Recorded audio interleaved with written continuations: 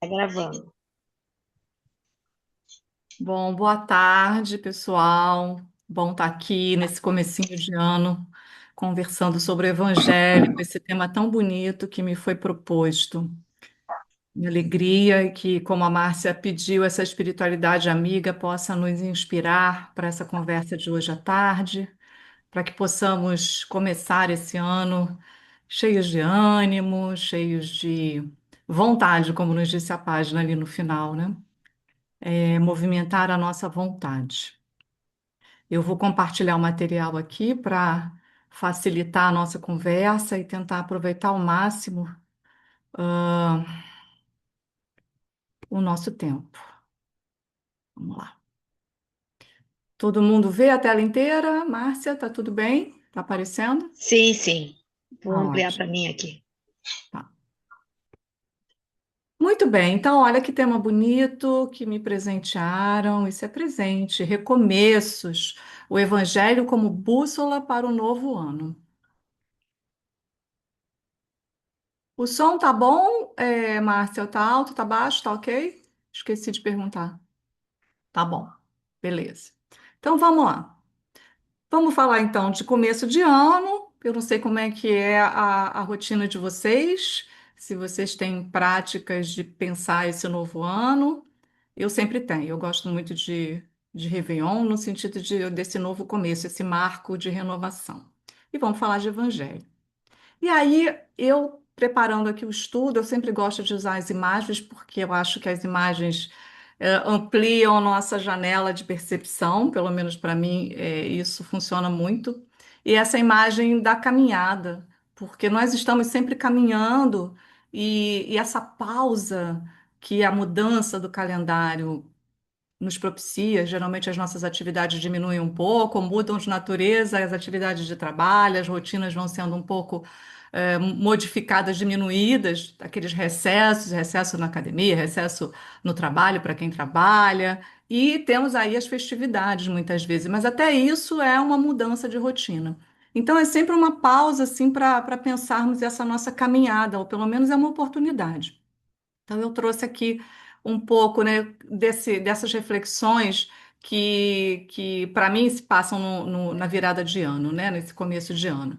Um pouco de celebrar o que nós fizemos e talvez nós tenhamos aí, sejamos muito econômicos nessas celebrações. Muitas vezes nós somos muito críticos de nós mesmos, das coisas que conseguimos alcançar porque ou porque tenhamos realmente um alto grau de exigência, ou porque nos distraímos e não percebemos. E muitas vezes também o nosso modelo de sociedade, que está muito calcado na materialidade, no concreto, nos leva a pensar nessas conquistas mais materiais, de âmbito material, que também são relevantes, porque nós estamos encarnados e precisamos da materialidade, mas talvez a gente se distraia daquelas conquistas que são mais da alma mesmo, que são conquistas, do nosso comportamento, do nosso sentimento. A gente vai falar um pouquinho sobre isso. Então, celebrar o ano, no mínimo, porque estamos aqui nesse novo ano, celebrar a vida que ainda nos presenteia com tantas oportunidades de crescimento e aprendizado. Estamos aqui, então celebremos.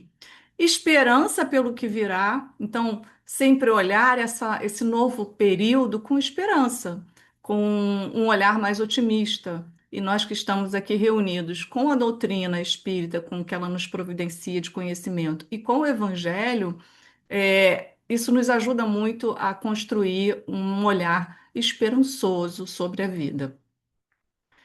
E como eu falei até começando a conversa, também um momento de pausa e de reflexão, seja para avaliar essas nossas conquistas do ano ou até da vida mesmo que nos trouxe até aqui, seja refletir sobre o que nós queremos, o que nós desejamos, como nós estamos, qual é o nosso estado de alma para esse novo período. Então, nessa vida acelerada que nós cada vez mais estamos vivendo, essa aceleração constante que causa, inclusive, problemas de saúde mental, que é a grande pauta hoje, da sociedade, é uma pauta muito importante. Que bom que está na pauta, porque se não tivesse era mais complicado, mas essa aceleração muitas vezes nos tira desse momento de reflexão, que não deve ser só no ano novo, claro, mas que essa virada de ano nos ajuda a fazer isso, até porque tem todo um conjunto de pessoas e de convites para fazer isso, né? Então, refletir sobre esse nosso estado de alma, sobre os nossos desejos, sobre os nossos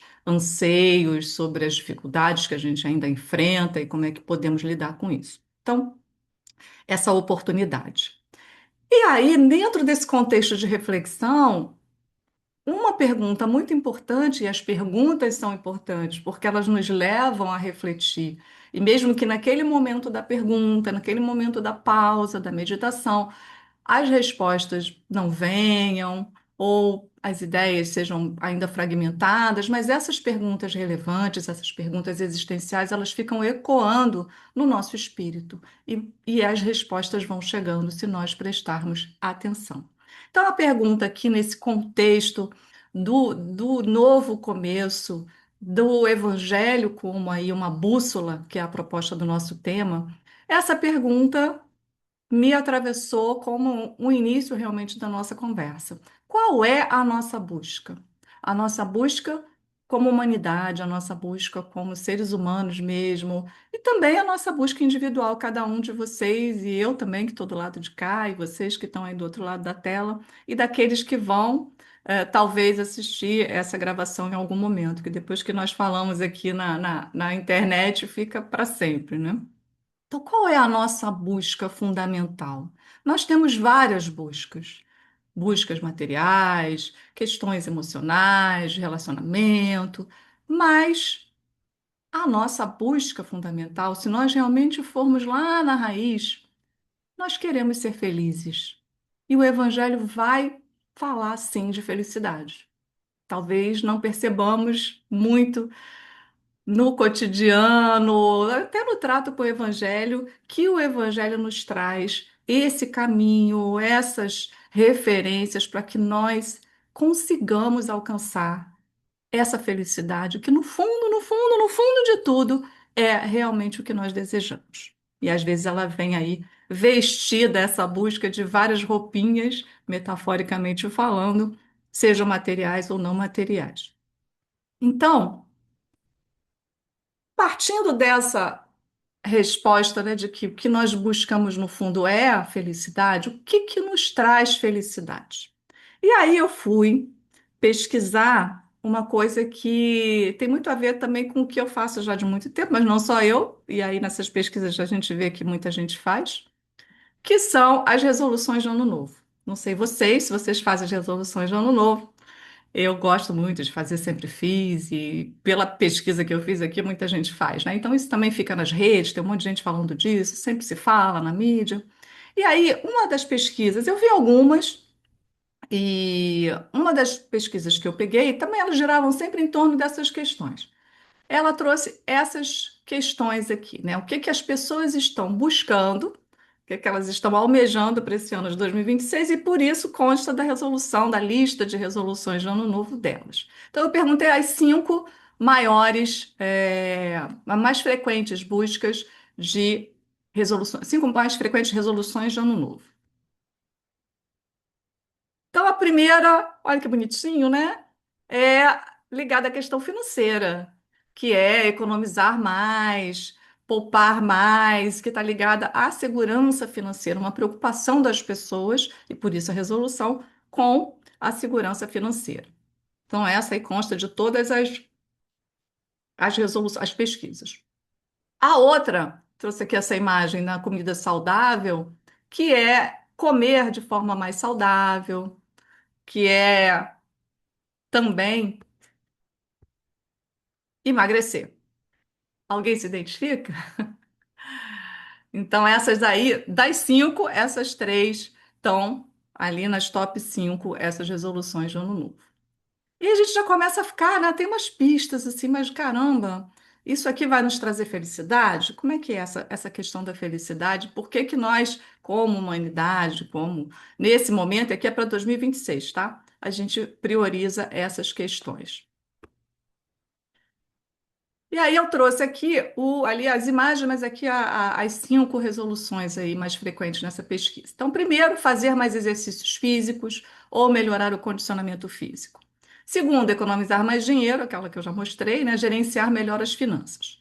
Comer de forma mais saudável. Estamos sempre aí consumindo esse tipo de informação. Como é que eu posso comer de forma mais saudável? A indústria adora essa nossa preocupação. E tudo isso é importante, tá? É claro que tudo isso é importante. Não estou questionando a importância, não, mas é interessante a gente ver como é que as nossas preocupações aí convergem num grande número de pessoas. Perder peso e passar mais tempo com a família e amigos ou melhorar os relacionamentos pessoais. Eu coloquei aqui a fonte, esse site, essa pesquisa, a base dela é Estados Unidos, mas tinha outras matérias. Quando você dá um Google lá, vai aparecer as mais frequentes resoluções de Ano Novo para 2026, vão aparecer pesquisas no Brasil, matérias no Brasil. E gira muito em torno disso, tá? Peso, exercício físico, tudo que está ligado à questão da aparência do corpo e da saúde também, e a questão financeira. E eu achei que bom, quando eu vi esse resultado aqui, dessa última linha, que sai um pouco desse padrão do físico e vai tocar na questão dos relacionamentos. Então, o que que essas três, as três imagens iniciais lá que eu coloquei, porque a outra resolução também tem a ver com isso, né, que é o exercício, elas vão, o que que elas têm em comum? Ao que elas remetem? Elas remetem a metas que tratam do externo, daquilo que está dentro desse nosso invólucro corporal, que está tendo do externo no sentido das finanças também, daquilo que está trata do ambiente externo a nós. É claro que as finanças dizem respeito a gente, mas se a gente olhar do ponto de vista íntimo, né, intrínseco, né, essas metas tratam do externo. E aquela última que eu mostrei antes, que é a dos relacionamentos, como eu falei, que bom que ela aparece, porque ela já traz uma referência àquilo que tem a ver com o nosso íntimo, que são os nossos sentimentos, os nossos relacionamentos, eu vou abordar mais para frente também. Mas veja que a maior parte aí está concentrada. E se a gente for conversar, e se a gente for ler, realmente essa conversa acaba circulando nessas referências do externo. E aí, a proposta do tema, como é que o Evangelho e, obviamente, a doutrina espírita, porque nós estamos aqui nesse contexto da casa espírita, e a doutrina espírita, como diz Kardec lá na introdução do Evangelho, é a chave que nos ajuda a entender melhor as propostas do Evangelho que Jesus nos legou. Então, como é que o Evangelho e a doutrina espírita podem nos auxiliar nessa nossa busca, que eu falei ali no começo, e em contraponto, de certa forma, a essa nossa tendência como humanidade de privilegiar e de buscar a felicidade ou o bem-estar, que felicidade pode ser algo muito mais abstrato, difícil da gente entender, mas vamos falar de bem-estar no externo. E aí, vamos falar um pouquinho então da grande busca nos tempos de Jesus. Quando nesse contexto em que Jesus chega e nos traz o seu evangelho, nos traz o seu ministério, qual era a característica daquele ambiente, daquela cultura e daquele momento histórico em que ele chega? Ali se esperava o povo judeu. Jesus era judeu, o povo judeu esperava um Messias. E o Messias, se nós formos lá buscar o significado também do que era o Messias, essa ideia do Salvador, um Messias Salvador do povo, de toda a opressão que esse povo vinha sofrendo historicamente. Então, a Amélia Rodrigues, nos vários livros que ela traz pela psicografia do nosso é, querido Divaldo Franco, ela caracteriza muito, ela traz muitas informações sobre esse momento histórico, sobre esse contexto cultural e sobre essa própria ânsia, essa ansiedade, essa espera dos judeus por esse Messias. Isso é importante para a gente entender também ali, né, o que era aquela característica daquela época. Então, uma época de muita opressão, uma época de dominação, de várias naturezas de dominação e de vários contextos de dominação. Então, era um povo que ansiava e identificava que eles iam ter esse reino de Deus, dentro da linguagem da época, e todas as profecias da época, enfim, que eram a referência deles. Esse reino de paz, essa felicidade que eles esperavam, seria trazido por um Messias, seria trazido por uma pessoa, por uma figura que os profetas que sempre foi uma tradição do povo judeu, os profetas, né, já tinham sinalizado de um Messias que chegaria, e eles identificavam então esse Messias como uma pessoa que, enfim, traria para eles a libertação, a paz, né, toda essa salvação desse jugo que eles enfrentavam já de muitas épocas, de muitas eras. Então, isso é interessante para a nossa conversa, porque, veja, é claro que nós temos toda uma história da humanidade antes de Jesus, mas estamos falando aqui do Evangelho, mas só usando esse marco, que é o Evangelho de lá para cá, essa importância que nós, como humanidade, vamos introjetando no nosso espírito imortal de uma fonte externa que vai nos trazer o bem-estar e a felicidade. Então, é interessante entender esse contexto para nos ajudar a iluminar um pouco da onde vem essa ansiedade de que algo de fora nos traga essa tão sonhada paz. E aí, Jesus, aqui eu trouxe uma fala dele, falando, né, dizendo muito claramente, e ele vai trazer isso de outras formas, que o reino de Deus não vem com aparência exterior. Então, olha só essa passagem que está em Lucas, capítulo 17, versículo 20 e 21. Sendo Jesus interrogado pelos fariseus sobre quando viria o reino de Deus, respondeu-lhes: O reino de Deus não vem com aparência exterior, nem dirão ei-lo aqui ou ei-lo ali, pois o reino de Deus está dentro de vós. E aí ele vai, e vamos olhar um pouquinho mais aqui para frente, ele vai trazendo dentro de uma linguagem muitas vezes simbólica, porque o contexto da época não comportava um entendimento mais profundo. E aí a doutrina espírita vai nos trazer muitas chaves, como bem disse Kardec na sua introdução ao Evangelho, para entender melhor essas falas de Jesus.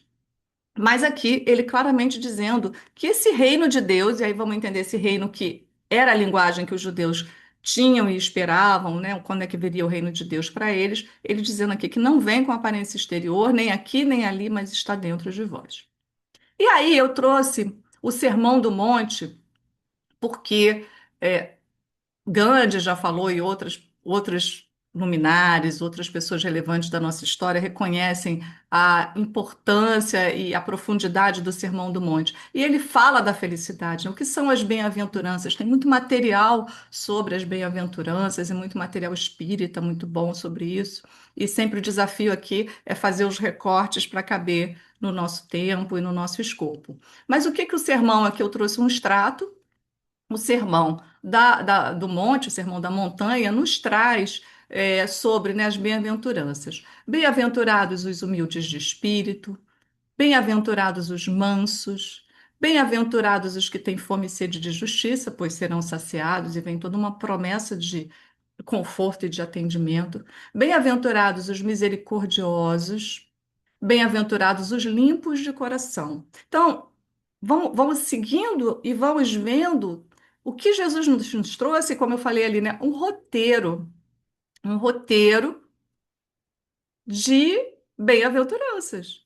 Então, quando eu estava fazendo aqui esse estudo, eu me lembrei muito que agora nem tem muito, agora é mais tutorial. Mas quando nós compramos um aparelho, um eletrodoméstico, alguma coisa assim, que vem um manual. E nós às vezes reclamamos, por exemplo, quem tem filho, filho não vem com manual. A vida não vem com manual.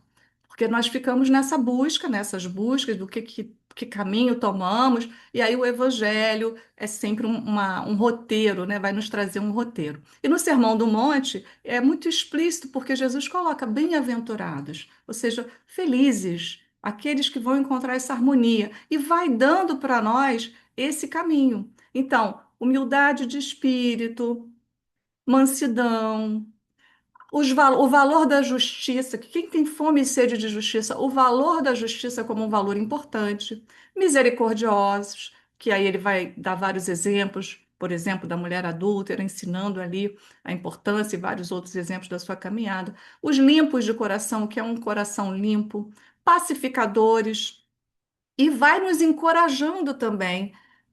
Todo aquele contexto em que Jesus chega é um contexto de, como eu falei, dominação, mas não é só uma dominação do estrangeiro, no caso, na época era o Império Romano, sobre aquele povo, mas de todos os outros os dominaram, mas também de dominação dos pobres, dos mutilados. Lembremos que os leprosos e outras doenças ficavam expulsos da cidade, riscados do livro dos vivos, das mulheres, das crianças. E ele vai, então, todo um contexto de exclusão. E ele vai empoderar o ser humano, vamos usar essa palavra mais moderna, né? Mas ele vai trazer e vai mostrar: vós sois o sal da terra, mostrando para nós que nós não somos essa coisa assim que se joga de lado, que não tem poder e que precisa de um Salvador, de um Messias para encontrar o caminho da felicidade. Então é muito bonito quando Jesus coloca isso. Vós sois o sal da terra, né? E o sal serve para salgar e dar sabor. E nós sabemos quando ficamos no hospital como é ruim comer comida sem sal. Então, ele vai trazendo esse poder, ele vai acendendo essa chama de que nós não somos esses seres abandonados que precisam ser salvos e não têm esse poder interno de se mobilizar e de conseguir essa felicidade.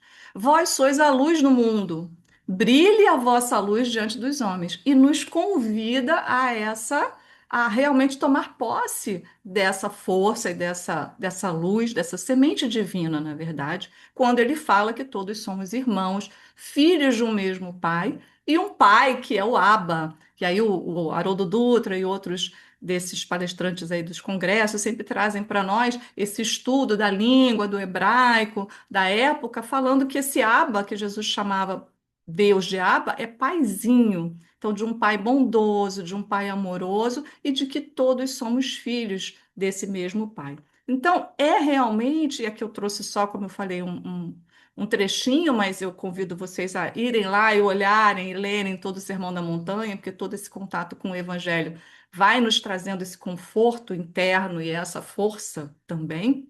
Ele vai então nos trazendo, nos passando aqui o que eu chamei de um roteiro de felicidade.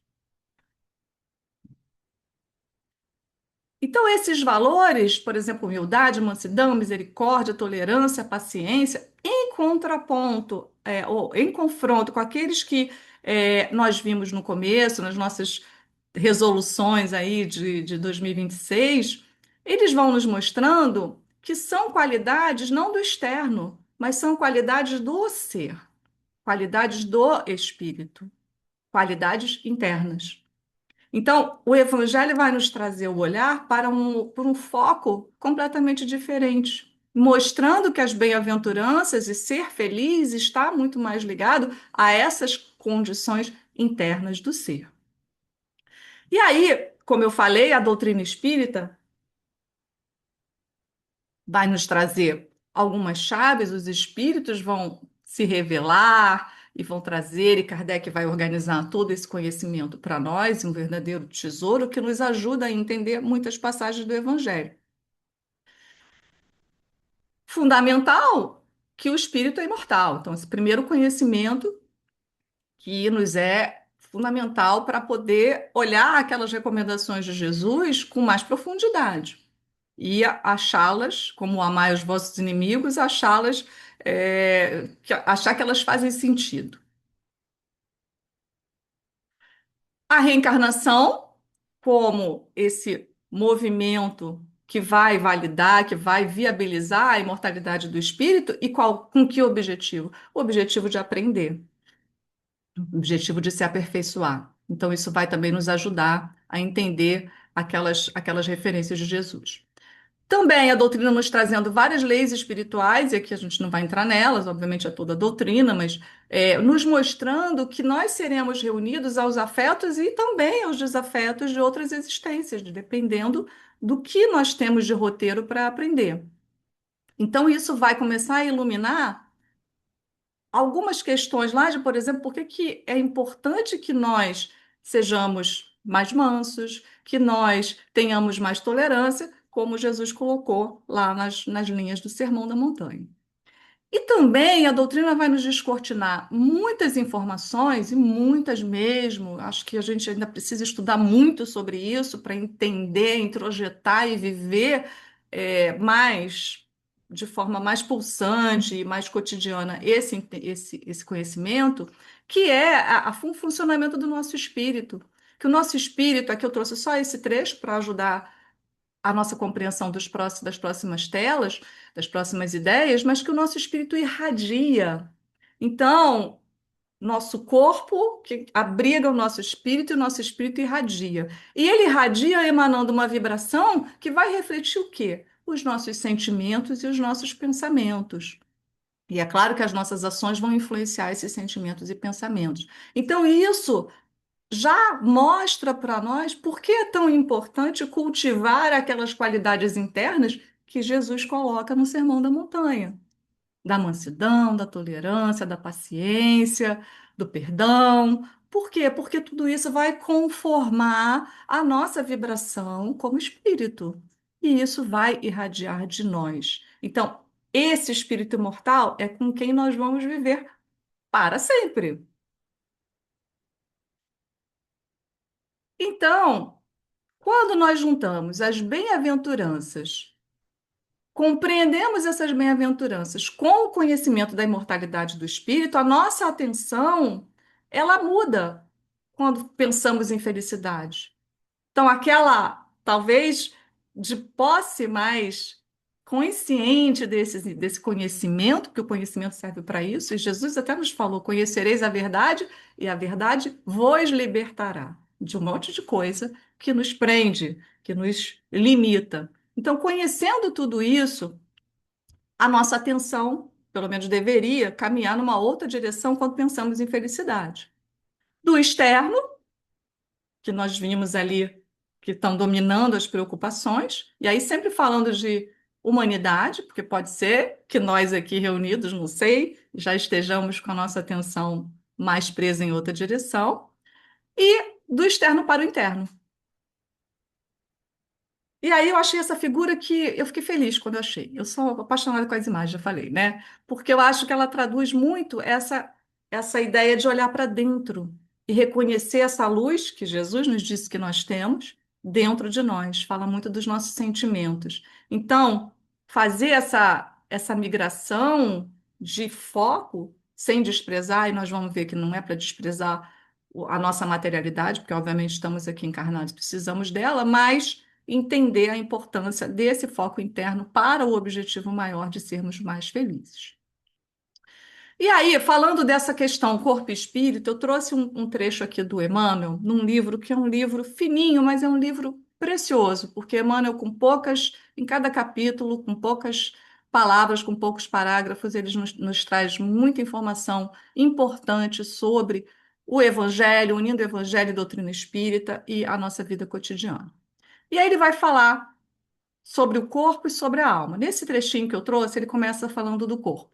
Quantos milênios gastou a natureza divina para realizar a formação da máquina física em que a mente humana se exprime na Terra? O corpo é santuário real de manifestação, obra-prima do trabalho seletivo de todos os reinos em que a vida planetária se subdivide. Então, claro, o nosso corpo é o abrigo do nosso espírito, para que o nosso espírito possa desenvolver todas aquelas características que Jesus nos recomenda, mansidão e tudo que nós falamos. Precisa de um corpo. Estamos aqui, e é por meio desse corpo, que é o meu veículo do espírito, que vamos conseguir fazer essa caminhada de aprendizado. E aí, Emmanuel segue. Quanto tempo despenderá desse modo a sabedoria celeste na estruturação do organismo da alma? Então, a pergunta dele é: poxa, se o corpo, e ele vai falar da evolução, ele vai trazer vários detalhes ali nesse texto, se o corpo levou tanto tempo dentro do processo de evolução para chegar no estágio que nós desfrutamos hoje, com essa complexidade, esse funcionamento maravilhoso, por mais que a gente bagunce o nosso corpo, ele responde muito bem às nossas bagunças. Quanto não será de tempo necessário para estruturar a alma?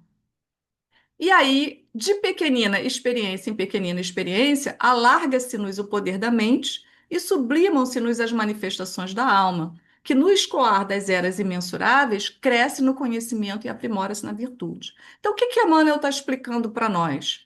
Que é esse processo, nós sabemos, os que estamos aqui conhecemos a doutrina, mas é sempre bom ver a palavra de quem se debruça e a forma como apresenta. Vai mostrando, mais uma vez, que é esse processo que nós vamos construindo de experiência em experiência cotidiana e de vida para vida, de encarnação para encarnação, alargando o poder da mente. Aí aqui Emmanuel fala sempre da mente como uma exteriorização do espírito, e se existem sempre discussões sobre isso, mas nosso estudo não é sobre diferença de mente, tal, essas denominações, mas então ele vai falando que vai se alargando o poder da mente e sublimam-se-nos as manifestações da alma, vai ficando mais sublimado, mais purificado, menos grosseiro, no escoar das eras, que cresce no conhecimento e aprimora-se na virtude. Então, falando dessa evolução, daquilo que é interno, e segundo Jesus, nas bem-aventuranças, vai nos trazer a felicidade, no conhecimento e na virtude, que vai sendo aprimorado. Esse aperfeiçoamento do espírito tem uma questão que o Santo Agostinho nos traz lá na questão, no finalzinho, quase no finalzinho, né? Bem no finalzinho do Livro dos Espíritos, que vai falar do autoconhecimento, que vai nos ajudar justamente nesse aperfeiçoamento do espírito. Que ele convida aqui, é uma questão grande, mas também é um roteiro, em que ele nos convida a esse autoconhecimento pelo exame do nosso dia, de todo dia, no final do dia, fazer esse balanço, o que que aconteceu, o que que podíamos ter feito melhor, o que que não foi bom. E aí, irmos nos apropriando dessa bagagem que nós já temos e de como nós respondemos às situações da vida com essa nossa bagagem, como disse Emmanuel, de conhecimentos e de virtudes. Então, praticar esse autoconhecimento nos ajudando nesse aperfeiçoamento do espírito, que, em última análise, é o que vai nos dar esse bem-estar que nós buscamos. E Jesus nos ensinou, quando nós olhamos aí Amélia Rodrigues, nesses vários livros que eu falei, também o Boa Nova, psicografia do Chico, com Humberto de Campos, lindíssimo, que vai nos trazer vários exemplos. Jesus, na verdade, por que que eu destaquei isso aqui? Porque ele não só ensinou, o Sermão do Monte, ele foi lá e ensinou. O ensino como nós conhecemos, que é essa apresentação, que um pouco é o que eu estou fazendo aqui também, de apresentar um tema, de apresentar um assunto, de apresentar uma ideia, um conhecimento. Mas ele vivenciou. E isso é também uma mensagem. Tudo no ministério de Jesus é uma mensagem, porque ele ali mostrou a vivência do evangelho na prática cotidiana. Porque não adianta só saber, se nós não conseguimos transpor esse conhecimento para a nossa vivência cotidiana, porque é nessa vivência cotidiana que nós vamos burilando o nosso espírito e aperfeiçoando, como ali o Emmanuel nos trouxe, em conhecimento e virtude. Então, é importante olhar essa prática de Jesus para que nós possamos nos inspirar também e lembrar que é no dia a dia. Para que nós possamos conectar, né, tudo isso, não só para a nossa realidade individual, do nosso núcleo familiar, por exemplo, mas que a gente possa ver isso inserido no contexto da sociedade e entender, né, a importância do evangelho dentro desse contexto atual, o que que isso, nós juntamos tudo isso, como é que isso extrapola para o nosso contexto maior. Nós vemos que hoje, toda aquela recomendação de Jesus, mansidão, de tolerância, como caminho para a felicidade, nós ainda temos uma grande lição de casa para fazer, para aprender, nós como sociedade. Então, nós vemos guerras, infelizmente, ontem nós tivemos aí mais um capítulo de violência, né, de aí todo um conflito, então, guerras e conflitos. Vamos, ainda não é uma guerra, eu espero que não seja, mas é conflito, né, com a história da Venezuela, mas nós vemos aí ainda muitos conflitos, grandes guerras acontecendo, a guerra da Ucrânia, nós temos lá Israel e Gaza, e temos outras guerras acontecendo em territórios africanos, guerras civis, enfim, ainda é na paisagem da Terra um fato relevante que traz muitas consequências para todos nós e que mostra o distanciamento daqueles valores e virtudes que nós vimos no Sermão da Montanha. Intolerância, seja intolerância religiosa, mas intolerância em várias expressões de intolerância, preconceitos que também pegam carona na questão da intolerância, então preconceitos de várias ainda natureza, avançamos muito, e aí não vai aqui nenhum pessimismo, muito pelo contrário, acho que avançamos muito. Se não tivéssemos avançado, não acharíamos que essas seriam questões importantes, mas ainda temos um caminho bom para fazer. Violência contra a mulher, contra a criança, contra a mulher, contra imigrantes, aí podemos botar, coloquei contra a mulher porque está mais candente na atualidade, mas ainda toda sorte de violência mostrando que ainda temos um caminho e que ainda temos um grande espaço para beber do Evangelho e buscar a ajustar a nossa conduta como humanidade pelas linhas morais do Evangelho. E aí aqui, né, só resgatando como que faz sentido o Sermão da Montanha, como ele ainda é muito atual e muito necessário, aquelas recomendações, porque ele vai dizer, felizes os pacificadores. Então, se nós estamos ainda sustentando as guerras, se nós estamos ainda sustentando as grandes guerras e as pequenas guerras, porque veja, preconceito, intolerância, e todo tipo de conflito, ele é contrário à ideia de pacificação. Então, se nós ainda fazemos isso, nós estamos nos afastando daquilo que nós buscamos, que é o bem-estar, que é a felicidade. Então, a cólera, a falta de misericórdia, a falta de perdão, as pequenas e grandes vinganças. E eu destaquei também essa ideia do Pai Nosso, que é justamente dentro desse contexto, tanto de guerra, quanto de preconceitos, quanto de violência, nós ainda não conseguimos olhar os nossos irmãos como irmãos, os outros seres humanos como irmãos. Ainda alimentamos as divisões. Então, o roteiro continua atual e necessário, cada vez mais necessário. E aí, conectando, o que que isso, com que nós podemos ajudar esse contexto mais macro, que é o contexto da atualidade, com os conhecimentos da doutrina espírita e do evangelho? O evangelho nós já vimos aqui, mas também da doutrina espírita. Eu trouxe aqui um outro trecho do Emmanuel, no mesmo livro, no outro capítulo, que vai nos mostrar, dentro daquela ideia lá do que o nosso espírito irradia, que é bem interessante. Olha o que que ele fala aqui. Permanece o charco debaixo da atmosfera pestilencial. Ele faz um trecho maior, eu tirei dois, traz um cenário mais difícil, que é um charco, que é um lugar ruim, em que emana ali uma atmosfera pestilencial, mal cheirosa.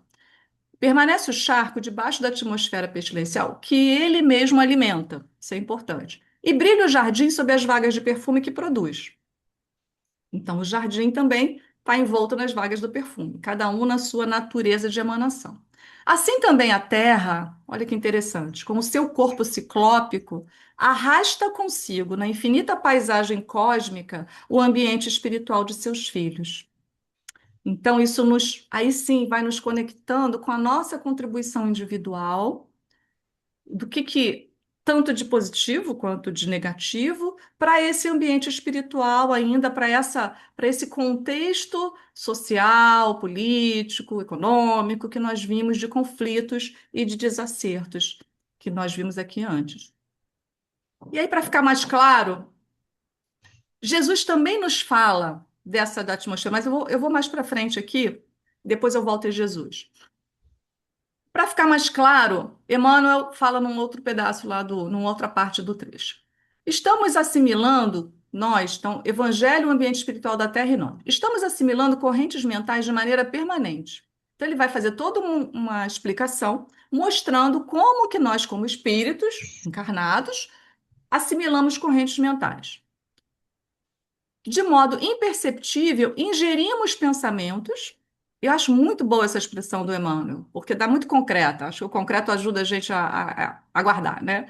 De modo imperceptível, ingerimos pensamentos a cada instante, projetando em torno de nossa individualidade as forças que acalentamos em nós mesmos. Então, o que que o Emmanuel está falando aqui? De uma outra forma, trazendo aqui para a nossa individualidade, aquilo que ele falou do jardim e do charco aqui.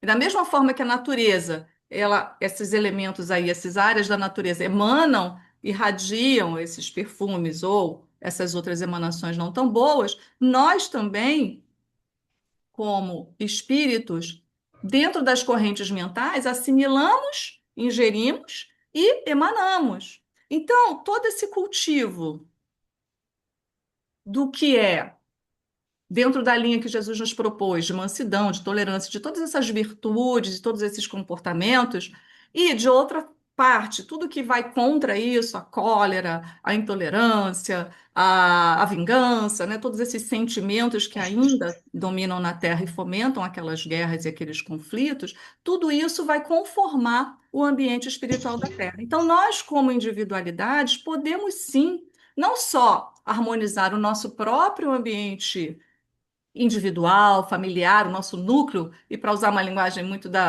atual da bolha, a nossa bolha, mas nós estamos alimentando também, mesmo sem perceber, como Emmanuel nos conta, essa atmosfera espiritual da Terra. Então, é um somatório de vibrações e de emanações. Então, por mais que nós nos sintamos muitas vezes incapazes, pequenininhos, eu só sou uma andorinha, não faz verão? Faz sim, faz verão sim. Um monte de andorinha, cada andorinha fazendo a sua emanação faz o seu verão. E aí, aquilo que eu pulei, né? Jesus já falava. Veja que a doutrina, ele, Emmanuel, ele vai trazendo todo um desenvolvimento da questão do pensamento, das irradiações, que nós estudamos em outras áreas da doutrina, e ela vai nos esclarecendo aquilo mais diretamente. Mas Jesus, na sua linguagem daquela época, já tinha sinalizado dessa questão da emanação. Olha só o que ele falava, né? O que sai do homem, olha só, palavras, pensamentos, os sentimentos que acabam contaminando as nossas ações e os nossos pensamentos, que são a matriz, é o que o torna impuro, pois do interior do coração dos homens vêm os maus pensamentos, os roubos, os homicídios, os adultérios, as cobiças, as maldades, o engano, a devassidão, a inveja, a calúnia, a arrogância e a insensatez. Todos esses males vêm de dentro e tornam o homem impuro. Então veja que está sempre remetendo para dentro e remetendo para o indivíduo. Jesus sempre está remetendo para o nosso cultivo interno. E aí, quando se fala dessas correntes mentais, né, que eu falei, e dessa emanação e essa ingestão de pensamento, é importante que nós tenhamos essa conexão com os nossos sentimentos, com como nós vibramos, que a gente tenha essa presença. Se fala muito de presença hoje em dia também. Essa presença o vigiai e orar de Jesus, é o vigiai, ou seja, preste atenção para não ser uma folha ao vento. E aí, então, nós decidirmos e olharmos para dentro e enxergarmos assim, que virtudes eu quero desenvolver, faz muito sentido nessa nossa busca da felicidade. Prestar atenção e escolher, e não ser aí uma folha ao vento, no sentido de que a gente está caminhando, mas não está escolhendo muito, não está prestando muita atenção, não está sendo ativo nesse cultivo dessas virtudes, que, em última análise, como eu disse, vão nos trazer essa construção de alma, de felicidade que nós tanto buscamos. E aí tem um caso do Belarmino Bicas, que está no livro Cartas e Crônicas, do Humberto de Campos, que eu não vou ler tudo, estou olhando aqui o horário, mas eu vou contar rapidinho para vocês, porque eu acho muito interessante, quando eu faço ESG, eu gosto de levar esse caso num dos estudos, e porque ele é muito concreto. Então, quando nós estudamos o Evangelho, nós falamos, por mais que seja didática a doutrina, que nos fala, olha, nossos pensamentos, nossos sentimentos vão formar uma atmosfera espiritual, isso nos afeta, nos causa bem-estar, ok, a gente entende. Mas às vezes parece distante ainda, porque todos achamos assim, não, mas eu não tenho vingança contra ninguém, eu não tenho ódio de ninguém. Então isso não é muito comigo. Eu sou uma pessoa do bem, eu sou pacífico, estou levando aqui minha vida, não estou fazendo mal para ninguém. Mas olha que interessante esse caso do Belarmino Bicos, para a gente ficar mais ligado na miudeza. Ele fala assim: olha, é um caso desse livro Cartas e Crônicas, que é o Irmão X, que na verdade é Humberto de Campos, pela psicografia do Chico. Eles estão lá no mundo espiritual, né? O Humberto Campos traz vários relatos da vida espiritual, e aí esse Belarmino se aproxima dele para contar a história e pede para o Humberto de Campos trazer essa história, sabe que o Humberto de Campos já escreve e que nós lemos, nós encarnados, ele pede para o Humberto de Campos trazer essa história para os encarnados, que ele acha que é útil. E aí ele fala, ó, ele desencarnou com 58 anos de idade. 58 anos de idade, desencarnou cedo. Após 20 de convicção espírita. Então ele tinha, isso é importante, 20 anos de convicção espírita. Então não era uma pessoa que não conhecia, não. Aí fala dos princípios do Allan Kardec e tal. E aí ele diz o seguinte, olha, como ele reconhece que ele era irascível no temperamento, aquela pessoa assim que encrenqueira, vamos traduzir assim, né? É meio áspera. Como sempre fora irascível por temperamento, organizei desde os meus primeiros contatos com a doutrina uma relação diária de todas as minhas exasperações. apontando-lhes as causas para estudos futuros. Então, o que que ele fez? Ele foi anotando todo dia, com um diário, onde ele se aborrecia e por que que ele se aborrecia. Eu vou falar aqui alguns para vocês, só para dar uma palhinha, depois, se vocês olharem lá, capítulo 16 do Cartas e Crônicas, vale a pena. Aí ele vai falando: olha, conte o meu caso para quem esteja ainda carregando a bobagem do azedume. Fale do perigo das zangas sistemáticas. Insista na necessidade da tolerância, da paciência, da serenidade e do perdão. Tudo que Jesus fala lá no sermão. Rogue aos nossos companheiros para que não percam a riqueza das horas com suscetibilidades e amuos. Amuado. Explique ao pessoal na terra que mau humor também mata. E aí ele fala. Ele é muito interessante porque ele vai botando a quantidade. Então, olha só: número de cóleras e mágoas desnecessárias com as causas respectivas de 36, o ano de 1936 a 1956. 1811 em razão de contrariedades em família. 906 indisposições por indispor-se dentro de casa em questões de alimentação e higiene.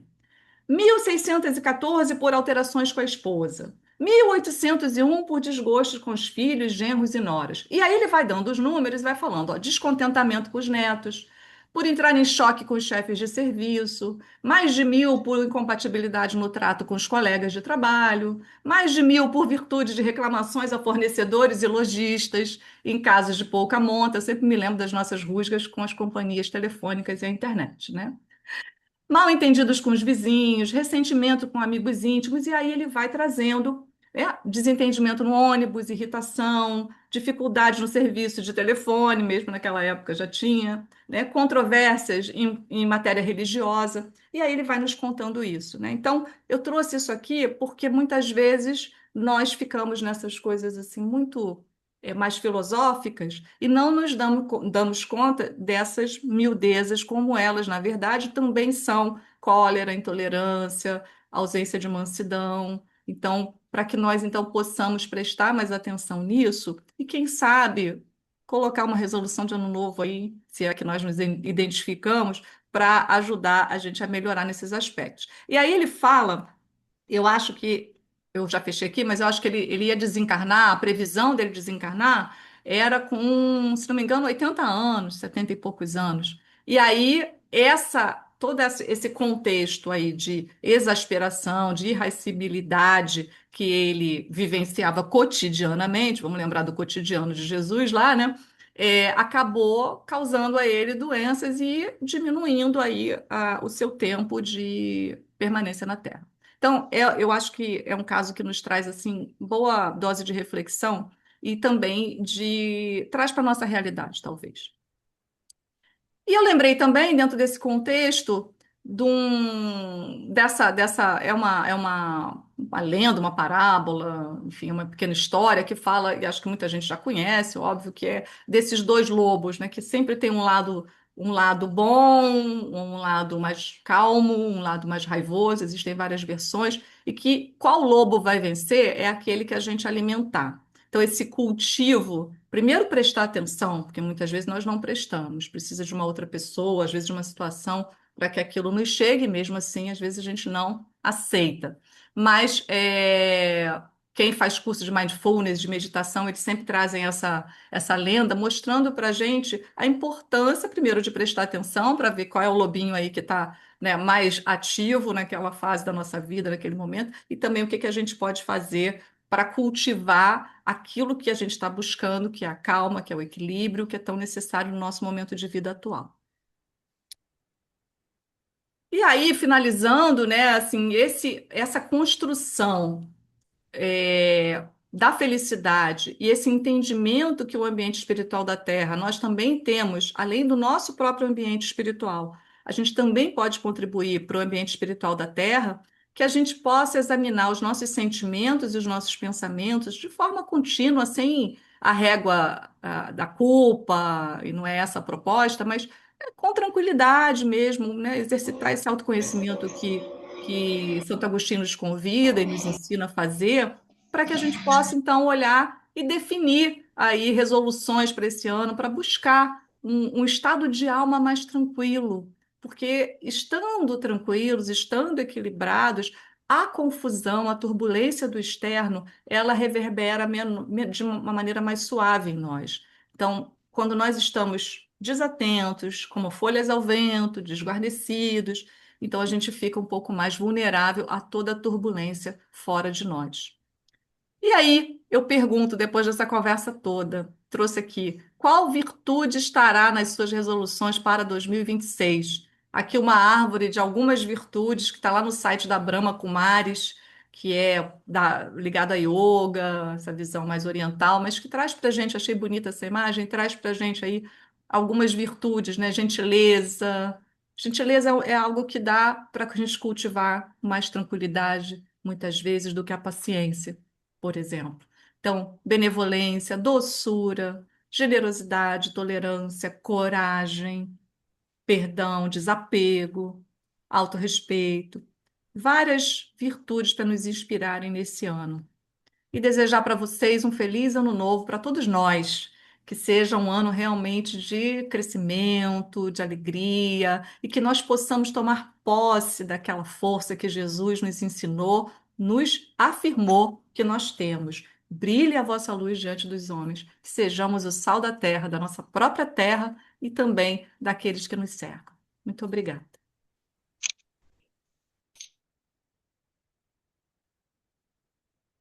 Você está sem som.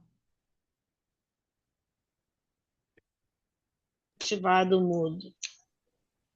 Eu vou agradecer a Marta, vou parar a gravação e depois que eu encerrar a gravação, vou pedir então que a Marta faça a nossa prece de encerramento.